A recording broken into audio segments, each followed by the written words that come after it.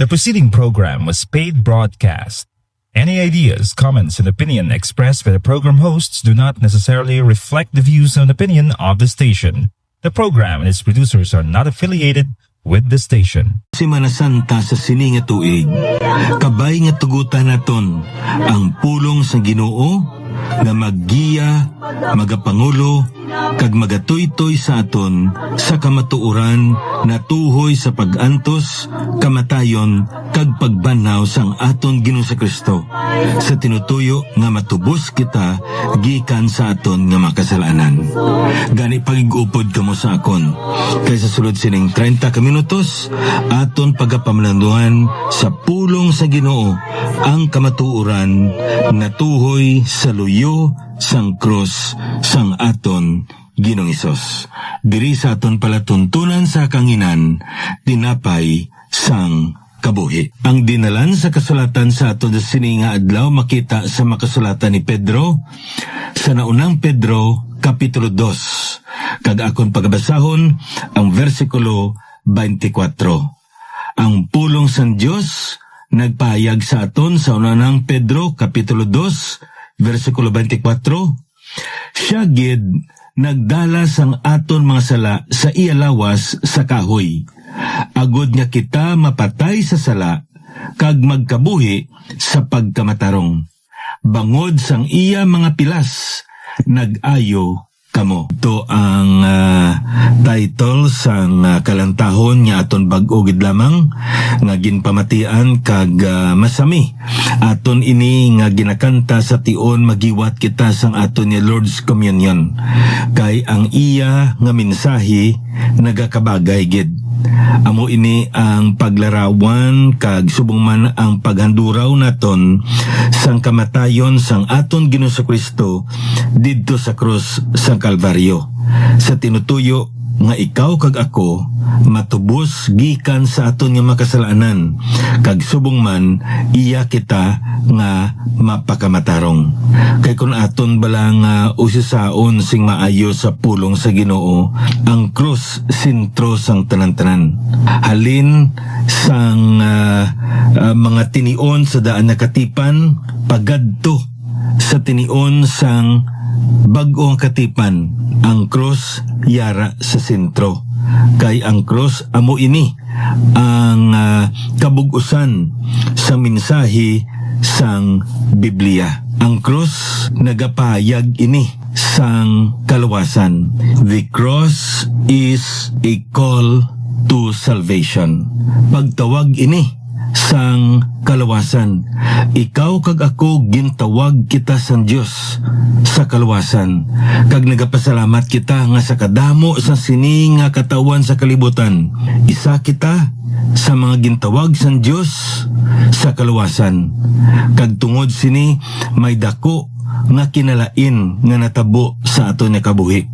Sang una, yara kita sa kadudulman, subong yara na kita sa kasanag o kon sa kapawa. Sang una, ulipon kita sa sala, subong yara kita nga sa kailwayan sa kay Kristo Jesus. Sang una, ang pamahog sang kamatayon kag subong man sang impyerno nagapadayon. Apang subong nga yara kita sa kay Kristo Jesus ang pagpakamaayo kag ang saad sang kabuhi nga walay katapusan kag subong man sang iya nga ginarian nagapadayon. Ini tanan-tanan tungod sang krus. Amo ini nga kun aton nga usisaon sa pulong sa Ginoo, ang krus pagtawag ini sang kaluwasan. Kang idi lamang amo sina, ang krus gali pagtawag man ini sa pagpangalagad. The cross is a call to service. Ikaw kag ako nagintubos sang Ginoo. Sang una, galamiton kita sang pagkadi matarong. Ulipon kita sang pagpakasala. Apang sang nabato naton si Kristo bilang aton nga manluluwas, galamiton kita sa pagkamatarong. Kag subong man, ulipon kita sa pagka balaan. Ti katahom sa sinibala nga kalantahon kay ang kamatuoran diri nga makita naton nga ang aton nga kabuhi nga ginhalad naton sa kay Kristo Jesus pila ka adlaw pag-abot naton sa iya nga ginarian sa atubangan sang lingkuran sang hukmanan sang aton Ginoong Kristo bayluhan niya ini sang korona kag padyaan niya ini sang isa kadako nga pagpayag, well done, thou good and faithful servant. So I'll cherish the old rugged cross till my trophies at last I lay down. I will cling to the old rugged cross and exchange it someday for a crown. So kabay pang ini nga mensahe sang kalantahon magaparayon gid sa paghangkat sa aton ilabinigid sa pag-atubang naton sang sini nga simana nga nagasaulog kita sang aton nga Holy Week o kon Simana Santa sa paganduraw kag pagbalik sa aton pangununa sang labas sa kamatuoran natuhoy sa pagantos sa kamatayon kag subong man pagkabanaw sang aton Ginoong Kristo sa tinutuyo nga matubos niya kita gikan sa aton nga mga kasalanan. Na bag-o kita magpadayon sa pagtuon sang aton subong nga series Beneath the Cross of Jesus. Gusto ko man nga ihatag ang iniman nga pahibalo nga kung may nagapakig-upod sa aton diri matag adlaw nga pagpalayag sa kanginan kag wala ikaw sing Biblia nga ginatamdan o kun ayan may handom ikaw nga makabaton sa bag-o nga Biblia may ari kita diri libre naton ini nga ginapanghatag King James version kag subong man Ilonggo translation nga Biblia kag kung interesado ikaw pwede nimo ma-text ang imo kompleto nga pangalan kag subong man address kag tingwaan namon nga mapadalan gid kamo nagapatigid kita nga importante gid nga mangin kabahin ang pulong sa Dios sa aton nga kabuhi kay dra kita nagatubo kag nagalig-on sa aton nga pagtuo agud nga indi kita matiplang sang kalibutan o kon sang mga sala nga pagtulunan kag kabay pa nga hingalitan naton ang iniman nga oportunidad. So i-text ninyo ang inyo kompleto nga pangalan kag address sa akon nga cell number 0917-1880-832. Liwaton akon 0917-1880-832. Kung may mga pamangkot kamo o kung may gusto kamo nga ipatahag pagid sa aton nga ginapamalandungan diri o kung may butang kamo gusto nyo man ipabutsyag sa aton diri no pwede nyo man ina kami diri ma-text o kung matawgan sa sina nga number. Gina-appreciate gid namon ang mga nagatawag kag nagatext ila binigid sa pagpayag sa ila pagpasalamat sa mga pagpakamayo nga nabaton nila sa pulong sa Ginoo sa ila nga pagpamalandong kag amo ini ang handom sang tinapay sa Kabuhi Gospel Radio Ministry kag kabay pa nga padayon kita sa pagsapdag sa buluhaton sa Ginoo ila binigid samtang nagalantaw kita sang iya ikadua nga pagkari. So magkapadayon kita diri sa aton ni pagtuon kag sa ginhambal ko na kagina ang aton diri series Beneath the Cross of Jesus and we are studying on the account about the suffering, death, and resurrection of our Lord Jesus. Kag naibaluan naton importante ini nga tun-an naton kay kabahin ini sang iya nga pagtubos sa imo kag sa akon gikan sa aton nga mga kasalanan. Kag aridri sa aton nga ginatun-an sa nagligad ang pulong nga cross, no? Kag nakita naton ang background sang cross sa panahon sang aton Ginoong Kristo. Kag diri naton nya nasapuan nga indi gali maayo ang cross. Sa aton subong nga panahon, ganimo naton ini gani dekorasyon. O kon ginahimo naton ini simbolo agod nga mapakita nga ini nga duog, ini nga butang relyoso ni nga mga butang o kon duog.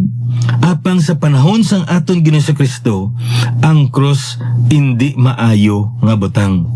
Nagasimbolo ini siya sang kamatayon, kahuluy-anan, kasakit, kagbisan pa sang pagpaandam. So amo ini ang cross, kag nga kon aton pagid nga isasaon ang pulong sa Ginoo, makita naton nga indi maayo ang kamatayon sa cross, crucifixion.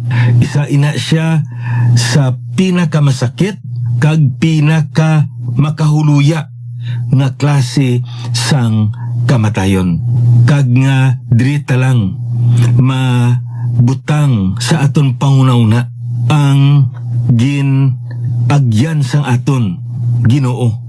Sa tinutuyo ikaw kag ako, matubos kita gikan sa aton mga kasalanan. Diri naton nasapuan ang iya nga pag-antos kung kaisang aton pangununa nagabalik sa garden sang Getsemani. Ang pag-antos ang aton Ginoong Kristo, apang kun aton gid usisaon si maayo, halin pa sa iya nga pagkatawo didto sa Bethlehem, nag-antos na ang aton Ginoong Kristo. Sa tintuyo nga ikaw kag ako, matubos kita gikan sa aton nga mga kasalanan.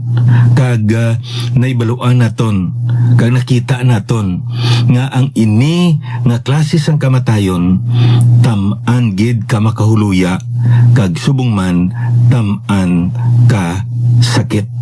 Apang ginbatas ini sang aton nga Ginoo.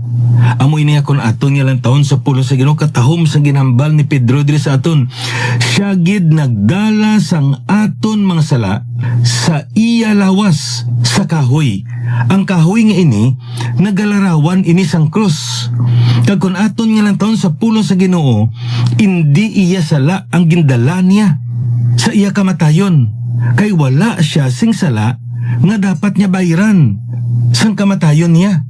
Kung hindi, imo ini, akon ini sala. Amo ni nga pulong gingamit diri sa aton sang aton mga sala. Aton ini sala. Sala naton ini nga gindala sang aton Ginoong Kristo didto sa krus. Ano ba't silingon sini? Nga siya amo nagbayad sang silot sang aton nga mga sala. Sa ano nga tinutuyo? Nga paagi sa iya kamatayon mapatay kita sa sala, kag subong man magkabuhi sa pagkamatarong. No, tam-ani na kaimportante nga kamatuoran nga gintudlo ni Pedro sa aton. Ano ang botsilingon sang mapatay sa sala kag magkabuhi sa pagkamatarong? Being dead to sins and live unto righteousness. Kung lang taon gilik naton, ang kamatuoran nga ginhambal diri sang pulong sa Ginoo sa aton, nga amo sini, ikaw kag ako patay na kita sa sala. Kag naibaluan naton nga ang kamatayon amo ini ang nagautod sang relasyon. Sumbot silingon sini, ikaw kag ako sang gindala ni Kristo Jesus ang aton nga mga sala sa iya nga lawas, sa iya nga pagpalansang digto sa krus sa Kalbaryo, sa kabayaran sa aton nga sala. Napatay kita sa sala, wala na kita sing sala o kun anano, kay nga man nautod na ang aton nga relasyon sa sala. Sang una, ang agalo naton ang sala, kag kita ulipon sa sala. Kung anong didikta sang sala sa aton, hindi kita makapamalibad, hindi kita makapangisog, kung hindi magsunod kita sa sala. Kaya nga man, ulipon kita sa sala. Hindi naton masarangan, kag wala kita singgahom, kag subong man, hindi kita makapamalibad sa dikta sang sala sa aton. Apang nagapasalamat kita nga paagi sa kamatay ni Kristo Jesus, napatay kita sa sala, nabugto ang aton relasyon sa sala. Katulad sang isa kaulipon, kung mapatay siya, wala na siya sing relasyon sa iya nga amo o kon sa iya nga agalon. Kag amo ini ang larawan dira nga gusto ipatag ni Pedro sa aton. Kag subong man paagi sa kamatay ni Kristo Jesus, anong ginambal dira sa Biblia sa aton? Magkabuhi sa pagkamatarong. Patay kita sa sala, kag buhi kita, magkabuhi kita, magpangabuhi kita. Ihalad naton ang aton nga kabuhi. Amo nibot silingon sini sa pagkamatarong. Ano ang gusto diri itudlo ni Pedro sa aton? Magkabuhi kita sa tawo nga naghatag sa aton sang pagkamatarong. Magkabuhi kita nga matarong sa tawo nga naghatag sa aton sang pagkamatarong. Sino ina? Ang aton ina nga Ginoong Kristo.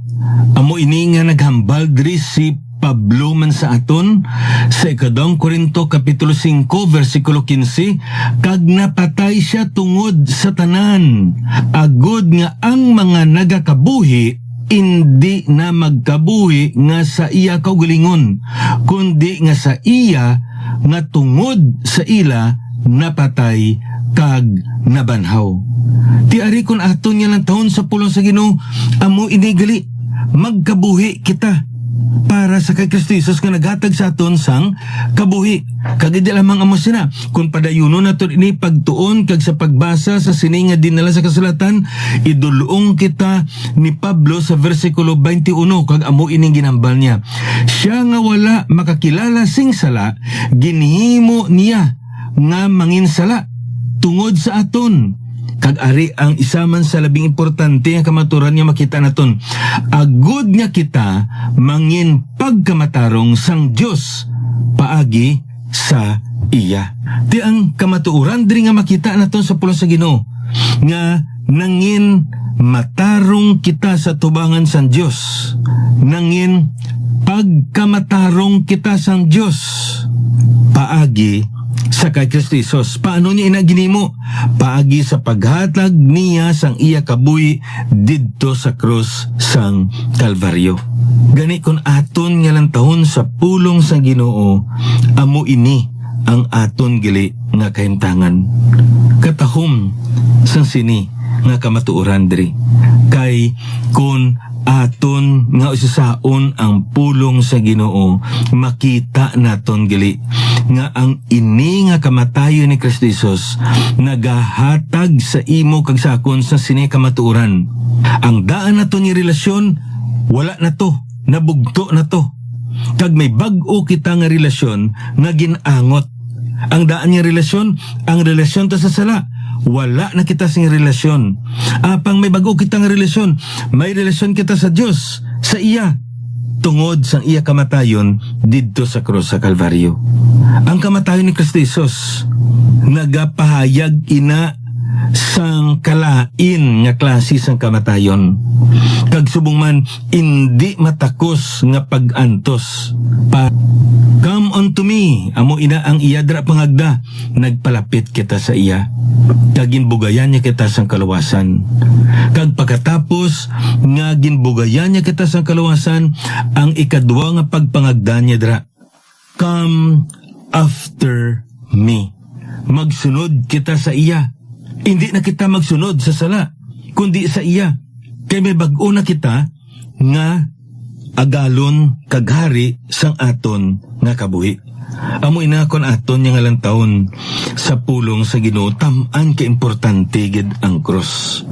Amo ini maisaka manugbali si Bishop Ryle. Amo ini ginambal niya, take away the cross of Christ and the Bible is a dark book.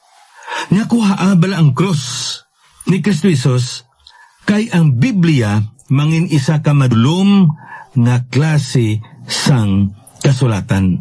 Ano ba't sini? Wala sing kahulugan ang Biblia kung wala ang cross ni Kristo Jesus. Amo ni ka-importante gali ang cross sang aton Ginoong Kristo. Kay amo ini ang mensahe sa Biblia. Gani kung aton nga lang taon, amo man ini ikaw kag ako. Makilala kita nga iya kita ni Kristo Jesus kung dala naton ang krus nga gintugyan niya sa aton. Ano diri ang pagtulunan sang aton Ginoong Kristo nga makita sa Mateo kapitulo 16 versikulo 24. Matthew chapter 16 verse 24. Nyan si Jesus nagsiling sa iya mga gintutunan kag pamati gid kita kay katahom sa kamatuoran niya makita naton diri.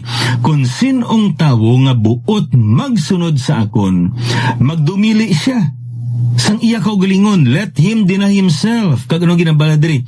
Kag magpas-an sang iya krus kag magsunod sa akon. Ano ang kamatuoran diri nga makita naton sa sining dinalan sa kasulatan?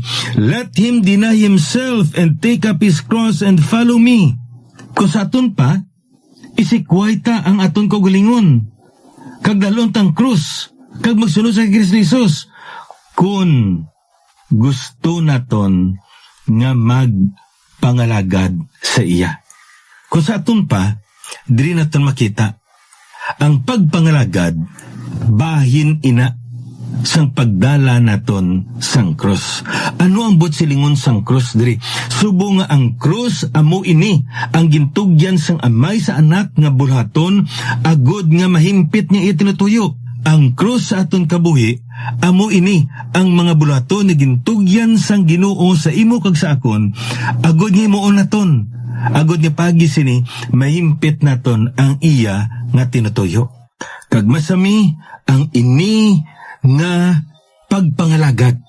Ang ini nga bulaton, mabudlay kag subong man. Nagaupod diri ang dako nga pagpanghangkat. Katulad sa aton Ginoong Kristo, nagantos siya. Agod matuman ang tinutuyo sa amay. Sa imo kag sa akon, magaantos man kita. Tungod, gusto naton nga matuman ang kabubuton sang atong Ginoong Kristo sa aton nga kabuhi. Amo ina si Pedro nagambal sa 1 Peter chapter 2 verse 21. Kaysa sini mga gintawag kamo, sino ining kamo? Mga tumuluo ini. Ang tasatagsa ka mga kaanakan sang Dios, ang tasatagsa ka mga tinubos sang Dios. Kaamo ning ginambal diri sang sininga dinala sa kasulatan sa aton. Kay si Kristo man nag-antos tungod sa inyo, kag nagbilin sa inyo sing sulundan. Example, something to follow. Kaamo ning ginambal niya, agud nga pagsundon ninyo ang iya mga tikang. So ang kamatuoran diri nga makita naton sa pulong sa Ginoo, amo sini. May ara gid kita bili nga dapat naton bayran sa tion magpangalagad kita sa aton Ginoo. Kay nga aman, katulad nga si Kristo Jesus may krus nga gindala, ikaw kag ako may krus man kita nga dapat pagadalon. Ang tawo subong, kun korisma, anong katabo? Nagaiwat sila sang pagtaltal. Di ina, literal ina a krus. Pero ginambal diri sang aton Ginoo, espirituhanon ini a krus. Kag ang ini a krus, ang tagsatagsa sa aton dapat gid nga magdala. Ang aton Ginoong Kristo nagauna, kag ang tagsatagsa sa aton yara sa likod niya, kag nagasunod sa iya nga may krus kita nga ginadala. Ina nga krus, amo ina ang aton katungdanan nga dapat naton himuon, agod mapahayag naton ang aton nga pagtuo sa kay Kristo Jesus.